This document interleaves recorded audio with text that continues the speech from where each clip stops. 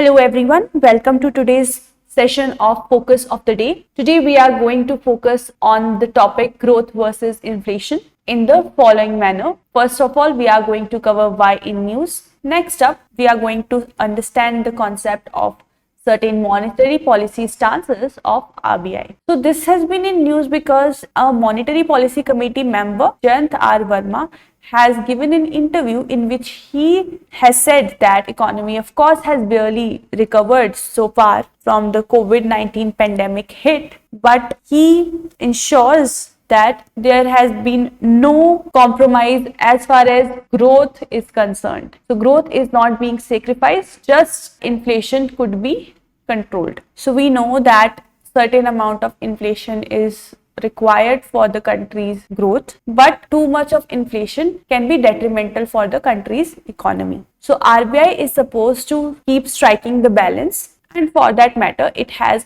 a monetary policy that it utilizes to do the same. But this monetary policy committee member is telling us that RBI is doing it in a manner where it does not sacrifice growth just so that it can keep inflation into control. With a cautiously optimistic outlook for the country's economy, the person said growth prospects for 2022-23 and 2023-24 financial years are reasonable, even after taking into consideration the possibility of a long drawn-out period of geopolitical tensions and elevated commodity prices.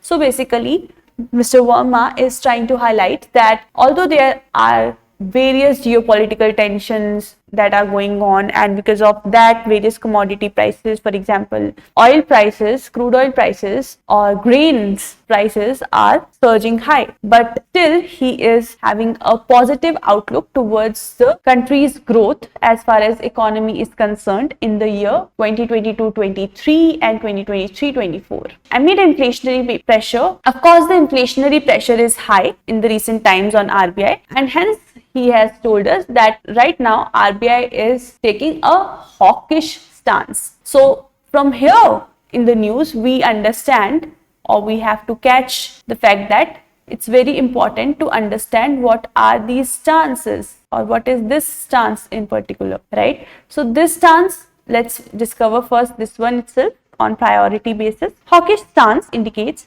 that the central bank's top priority is that it has to keep the inflation low.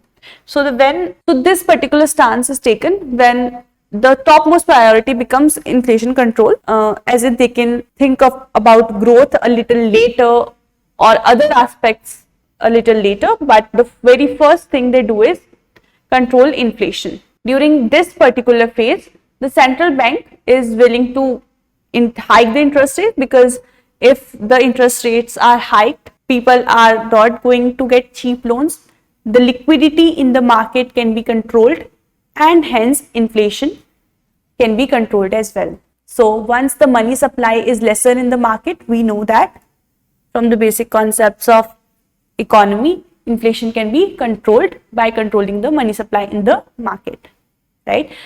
Since reduction in money supply leads to reduction in demand. When demand is not there, then supply-demand equilibrium would come closer. And if that is so, the prices won't rise, and hence inflation won't take place or can be controlled, right? A hawkish policy also indicates tight monetary policy. Again, this is the same thing. Tight money means when you are taking out liquidity out from circulation in the economy. This is tight monetary policy.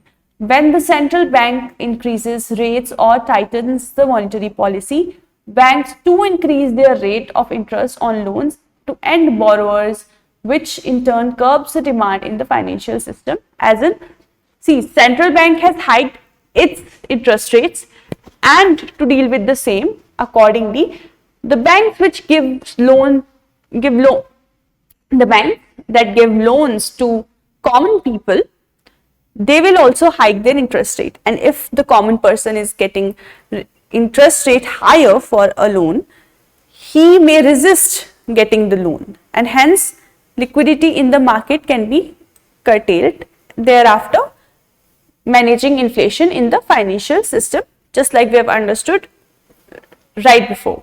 Now, since we've got what hawkish stance is, let us understand the other stances as well, because though these stances also become important for us right now. Accommodative stance. An accommodative stance means the central bank is prepared to expand the money supply to boost the economic growth. So, when liquidity in the market is increased by, of course, decreasing the interest rate by the central bank or conducting various other operations, is known as accommodative stance, and this particular stance is taken when growth is the priority. Just like we have discovered that hawkish stance is taken when inflation control is the priority, when accommodative stance it's taken by the RBI, its priority, topmost priority is growth. The central bank during an accommodative policy period is willing to cut the interest rates. A rate hike is ruled out. So, no interest rate is increased. In fact, interest rates are cut down upon so that people get money easily, people get to have loans easily, they can invest it into various economic cycles, and hence the country go towards the growth. The central bank typically adopts an accommodative policy when growth needs policy support and inflation is not immediate concern. Whenever policy support is required for the growth and inflation is fine, immediately it's not the concern, it's still in control, at that point in time RBI would go for accommodative stance. So next up is neutral stance. A neutral stance suggests that central bank can either cut rate or increase rate. Why would this happen? This will happen when both the things are at priority. Say inflation and growth, both the things are at equal amount of priority right now for the central bank. So they would decide whether they would want to cut or increase or just remain neutral. So they keep things unchanged when it is possible for them to go either way. The guidance indicates that the market can expect a rate action on either way at any point in time. So whenever RBI would feel like going on either side, it would move so. This is it for today's focus of the day. I shall see you again tomorrow. Till then, take care and stay tuned.